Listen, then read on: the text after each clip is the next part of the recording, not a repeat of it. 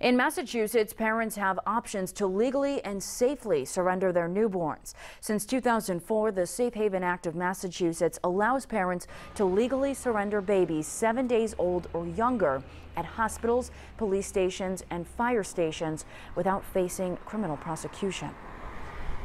Fire station, the police station, and the hospital, they're always going to have staffing available, so somebody will always be there to be able to take the child in.